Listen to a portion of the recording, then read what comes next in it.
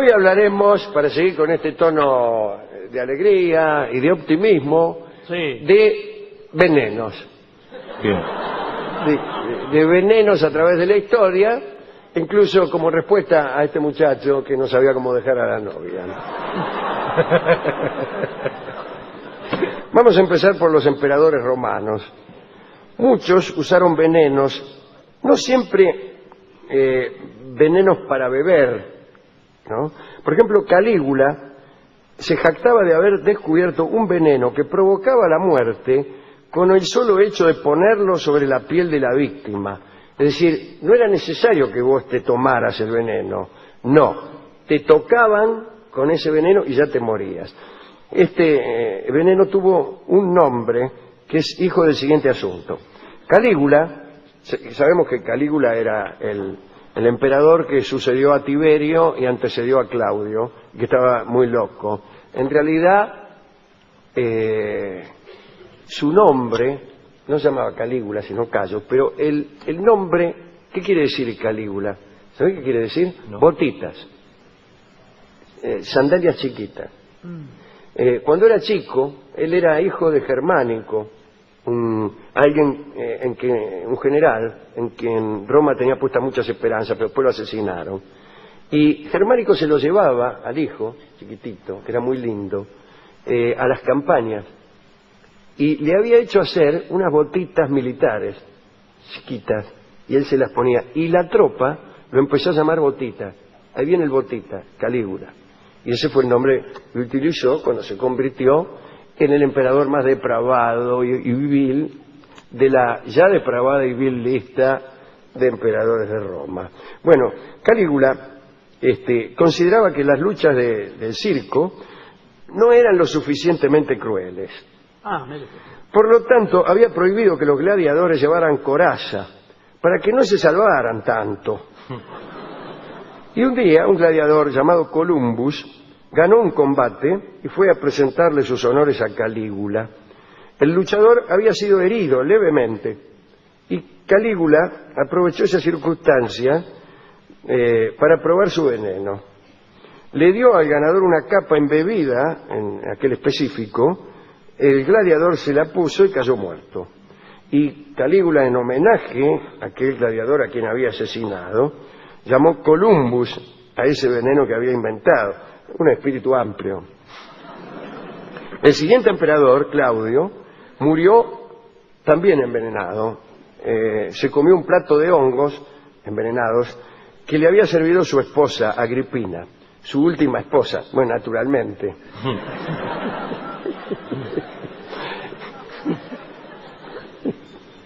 Cuenta el cronista que el crimen estuvo a punto de fracasar, ya que Claudio había bebido tanto que estuvo a punto de vomitar. Y el envenenador debe evitar que la víctima sienta deseos de vomitar. Entonces no debe, esto es un consejo, ¿no? No debe administrarle demasiada bebida ni hablarle, por ejemplo, de cosas puercas. Claro. ¿Viste? El tipo que te cuentan cosas que... Salí, que estoy comiendo, bueno.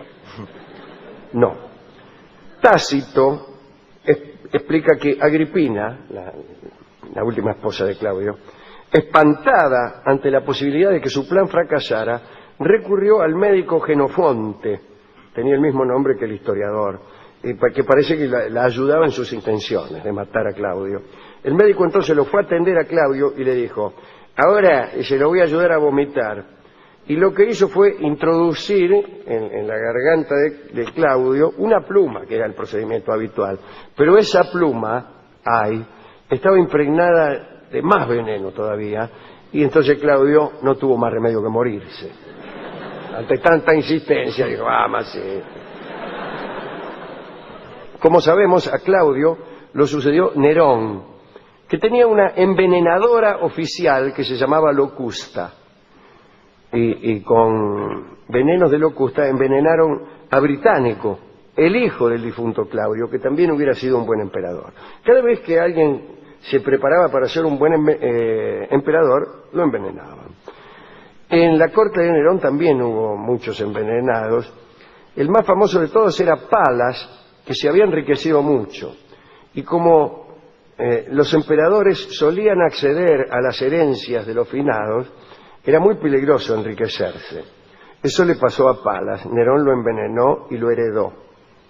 Durante muchos siglos los grandes señores vivían con el temor de ser envenenados y tenían siempre una colección de antídotos, colección muy preciada desde luego, pero en realidad se trataba de supercherías mucho más pintorescas que efectivas. Se buscaba, por ejemplo, los cuernos de unicornio o el bezoar, que era una especie de cálculo, de piedrita que se formaba en el cuerpo de algunos animales. Otros tenían dientes de tiburón y se decían que cualquiera de estos amuletos cambiaba de color al contacto con el veneno. Entonces ponían un diente de tiburón en las comidas y esperaban a ver si cambiaba de color. Si no cambiaba de color, se manchaban lo que fuera. Eran todas mentiras, pero bueno. También había un antídoto, un mejunje, inventado por el médico romano Andrómaco, para Nerón, que era con carne de víbora y miga de pan, con un poco de vino y miel. Se me hace agua la boca. Y era muy útil para combatir la peste, la impotencia, y también era antídoto para cualquier veneno. Extraordinario. Hubo también quienes envenenaban a los condenados para comprobar el efecto de los antídotos. Ya que lo condenábamos a usted a muerte, probábamos en usted los antídotos que inventábamos. El médico de Enrique II, Ambroise Paré, que fue uno que lo mantuvo vivo un rato largo, Enrique II, pero después murió. Y le cuento cómo fue la circunstancia. En una justa, en un juego deportivo, vio esas lanzas que vienen los dos a caballo, sí, uno por cada lado de la emparizada, y se cruzan lanzas, que jugaban mucho a eso los caballeros. Bueno, Enrique participó en una justa. Desde luego venía con un yelmo, una armadura, qué sé yo, pero el duque de Montmorency, que era su ocasional adversario, le ensartó la lanza justo en el agujerito del yelmo por donde miraba el tipo. Y se la metió por un ojo. Imagínense, hasta el medio del cerebro. Y el médico, Ambroise Paré, que estaba ahí, lo atendió y lo mantuvo vivo como 15 o 20 minutos. Una verdadera hazaña de la medicina. Pero Paré inventaba antídotos. El rey que vino después de Enrique, Carlos IX, primero vino Francisco II y después Carlos IX. Bueno, este rey probó la eficacia de un bezoar, un calculito, una piedrita, que le había sido regalado, y entonces buscaron a un cocinero que iba a ser ahorcado por haber robado algunos platos de la vajilla del rey. Lo iban a ahorcar, imagínese, ¿no? Y lo consultaron. Mire, señor, ¿usted qué prefiere? ¿Que lo ahorquemos redondamente o someterse a la prueba de ser envenenado y después probar nuestro antídoto a ver si sirve? Y el cocinero dijo, bueno, envenéneme, porque dice, antídoto para la horca no hay. Bueno, le encajaron no sé qué veneno y al rato le dieron el antídoto, el bezoar. Y después lo empezaron a mirar. El doctor Paré se sentó ahí enfrente y empezó a hacer anotaciones científicas.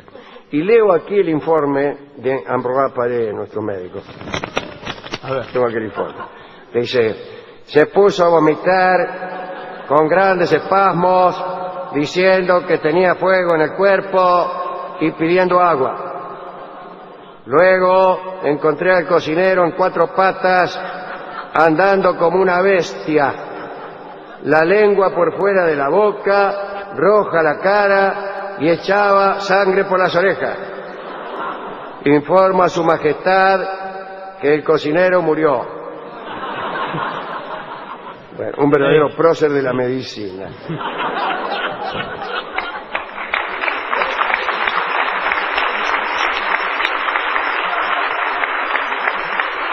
El cardenal Richelieu, que es posterior, vivía rodeado de gatos y les hacía probar la comida y bebida que les servían.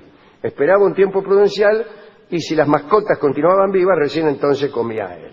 Ahora, cuando él comía y al rato los gatos utilizados para probar la comida morían, él también moría.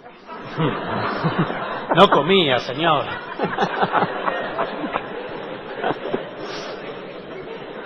Está bueno este programa.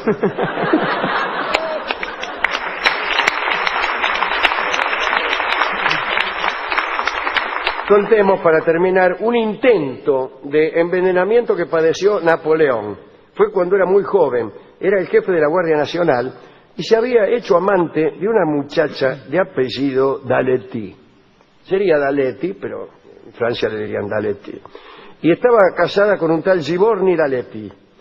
Napoleón participaba en las recepciones que daban en casa de los Dalety. Y el marido no sabía nada, ¿no? Naturalmente, de los amoríos de su esposa con Napoleón. Bueno, pero pasó el tiempo y Napoleón se hizo amante de otra mujer, vio cómo es la vida. Y empezó a mostrarse menos comprometido con Madame Dalety. La visitaba menos, qué sé yo. Y entonces Madame Dalety decidió asesinar a Napoleón por inconstante. Hay gente así que quiere que le haga. El caso es que Napoleón recibió un mensaje de la Dalety que lo invitaba a su casa. Dijo, mira, te invito a mi casa, dice, porque mi marido está muy lejos. Y bueno, le decía que el marido había ido lejos a una cena y le rogaba que fuera a reemplazarlo. En el mejor de los sentidos o en el peor de los sentidos. No sé. Y Napoleón fue. Llegó Napoleón, la amó y después cenó abundantemente. Es decir, el tipo llegó y dijo, momento, primero vamos a revolcarnos y después nos comemos unos pucheretes. Una vez que morfó, usted ya sabe cómo es la cosa, pájaro que comió, voló. Sí. Se fue Napoleón, se las tomó. 2 horas más tarde, un dolor en las entrañas lo atacó de modo tal que tuvo que pedir socorro a los gritos, que por otra parte es el modo más razonable de pedir socorro, ¿no? Sí, nadie susurra un socorro, ¿no? Claro. Pedir socorro como Santiago Gómez Q, ¿no? Socorro.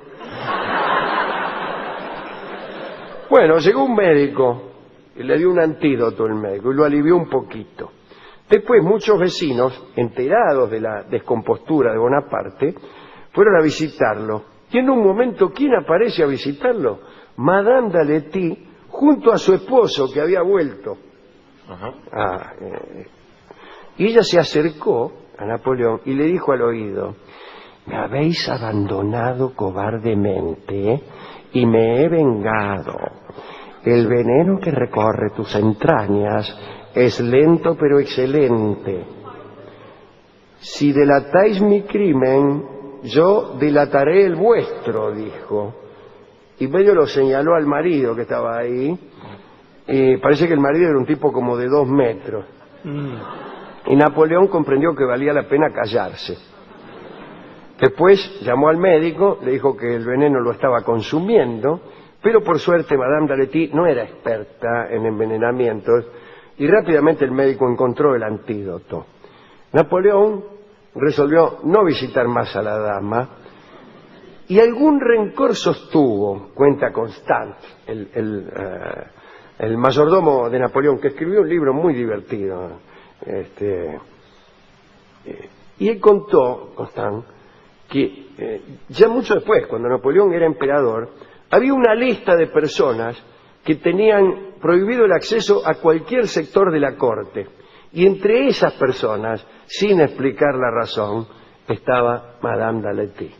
Así que se acordó de ella hasta el final de su vida. Quiero contar una última historia, que es la que más me gusta, pero por ser la que más me gusta la he contado tantas veces que todos ya deben estar hartos. Es la de Mitrídates, el rey del Ponto, que vivía obsesionado ante el temor de ser envenenado. Entonces, siguió un procedimiento muy razonable. Bebía pequeñas dosis de venenos para ir acostumbrándose a todos ellos. De modo tal que se hizo inmune a cualquier veneno. Bueno, entonces un día lo agarraron unos tipos y lo asfixiaron con un almohadón.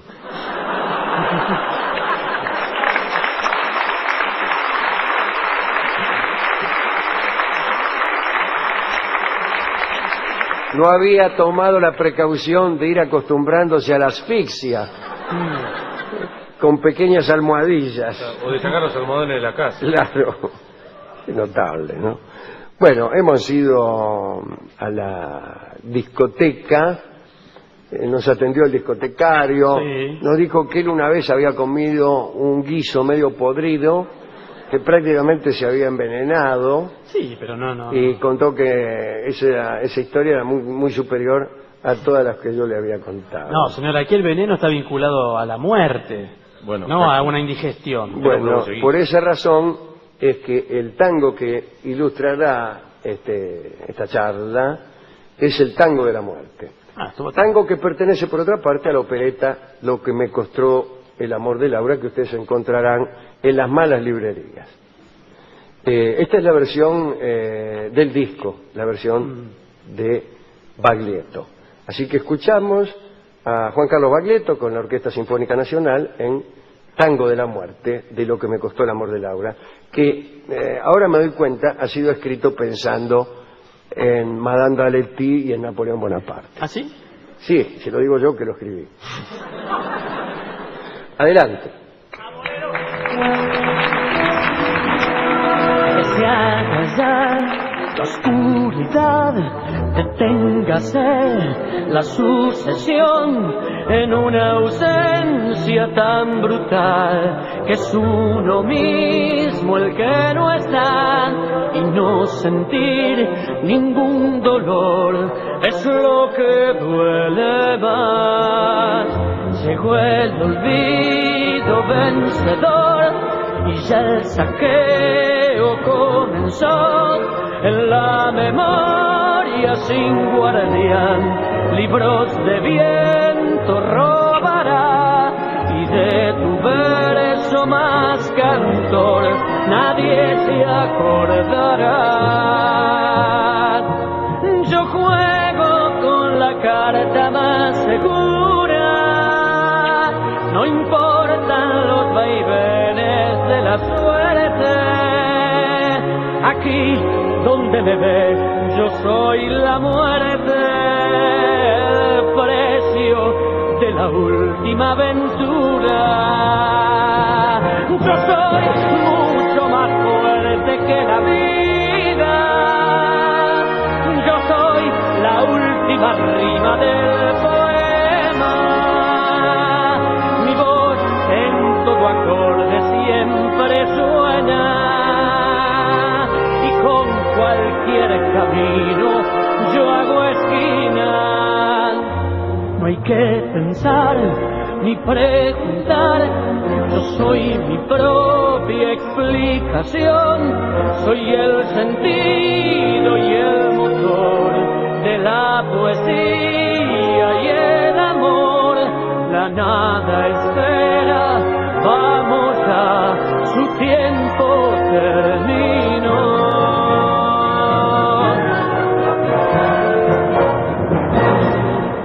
Era Juan Carlos Baglietto en La venganza será terrible, el tango de la muerte. Se convirtió en el emperador más depravado y vil de la ya depravada y vil lista de emperadores de Roma. Bueno, Calígula consideraba que las luchas del circo no eran lo suficientemente crueles. Por lo tanto, había prohibido que los gladiadores llevaran coraza, para que no se salvaran tanto. Y un día, un gladiador llamado Columbus ganó un combate y fue a presentarle sus honores a Calígula. El luchador había sido herido levemente, con el solo hecho de ponerlo sobre la piel de la víctima.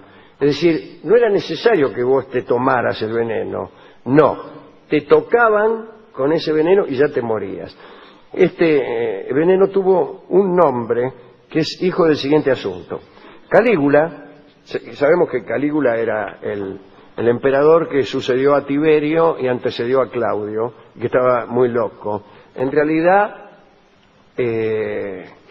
su nombre no se llamaba Calígula, sino Cayo, pero el nombre, ¿qué quiere decir Calígula? ¿Sabés qué quiere decir? No. Botitas, sandalias chiquitas. Cuando era chico, él era hijo de Germánico, un general en quien Roma tenía puestas muchas esperanzas, pero después lo asesinaron. Y Germánico se lo llevaba al hijo, chiquitito, que era muy lindo, a las campañas, y le había hecho hacer unas botitas militares, chiquitas, y él se las ponía. Y la tropa lo empezó a llamar Botita. Ahí viene el Botita, Calígula. Y ese fue el nombre que utilizó. Hoy hablaremos, para seguir con este tono de alegría y de optimismo, de venenos. Bien. De venenos a través de la historia, incluso como respuesta a este muchacho que no sabía cómo dejar a la novia, ¿no? Vamos a empezar por los emperadores romanos. Muchos usaron venenos, no siempre venenos para beber, ¿no?